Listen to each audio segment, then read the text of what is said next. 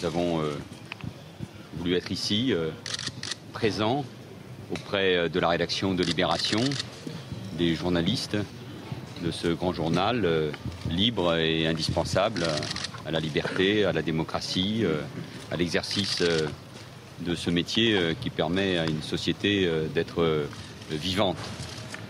Là, pour leur témoigner notre soutien, notre solidarité, pour avoir évidemment une pensée à l'égard de ce jeune assistant de photographe qui a été très sérieusement touché, qui est aujourd'hui évidemment attendu par les médecins. Et puis évidemment pour faire un point sur l'enquête qui ne fait que débuter sur les circonstances de ce drame qui touche bien sûr la rédaction de Libération, mais tous les journalistes de notre pays et nos compatriotes qui ne peuvent pas accepter qu'on s'en prenne à un journal, dans des circonstances qui évidemment devront être éclaircies. L'enquête sous l'autorité du procureur de Paris a été confiée à la brigade criminelle, la police judiciaire qui, sous l'autorité aussi du préfet de police qui était là dès qu'il a pris connaissance de ce drame, travaille d'arrache-pied, recoupant toutes les informations possibles pour interpeller cet individu dont chacun peut penser le caractère dangereux.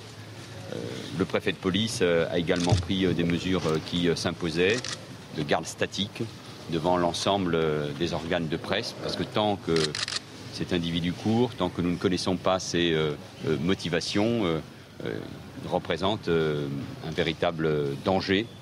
Et cette protection, demandée par ailleurs par les organes de presse, s'avérait indispensable. Sachez que nous ferons tout, le plus vite possible, pour interpeller cet individu.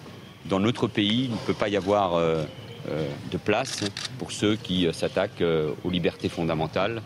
Et s'il y a une liberté fondamentale qui a fait bouger depuis toujours les hommes et les femmes partout dans le monde, qui y ont perdu la vie. Nous pensons encore à ces deux journalistes de RFI il y a quelques jours, tués, exécutés au Nord-Mali. Il y a des hommes et des femmes qui se battent et qui meurent pour cette liberté. Et ici, au cœur de Paris, nous ne pouvons pas accepter ces actes. La direction de Libération, la rédaction de Libération, profondément touchée, mais nous sommes là pour leur dire continuez, continuez.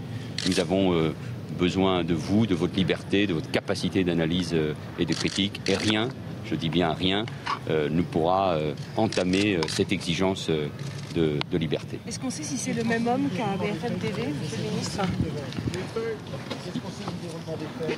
Je ne peux pas aller plus loin, monsieur, je vais tomber, en fait. Le préfet de police comme le procureur seront, dans les heures qui viennent, évidemment à votre disposition pour donner ces éléments-là. Au moment où nous nous parlons, sur ce qu'on appelle la scène de crime, là où il y a eu cet acte, dans cette entrée, dans ce hall d'entrée de Libération que nous connaissons tous, que nous avons souvent emprunté pour subir les questionnements toujours exigeants de Libération, il y a une scène de guerre qui n'a rien à voir avec la démocratie, avec la presse. La brigade criminelle, ces hommes et ces femmes particulièrement aguerris sont en train de faire ce travail de reconstitution. Et à ce stade, je ne peux absolument rien vous dire. En tout cas, sachez que tout le monde est mobilisé ici, autour de Libération, pour recueillir le maximum d'informations et d'éléments, et que tous les éléments que nous pourrons avoir sur l'espace public, sur les transports, seront utilisés pour, encore une fois, interpeller cet individu. Il faut, c'est la seule chose que je veux vous dire, aller très vite pour l'interpeller. Les munitions seraient les mêmes? Vous avez dit une scène de guerre, monsieur le ministre, une scène de guerre, vous avez dit. Attention. Il y a une autre question qui m'a été posée et je ne peux absolument pas vous donner d'éléments concernant ce qui s'est passé il y a quelques jours à BFM, mais tous ces éléments sont évidemment en train d'être recoupés.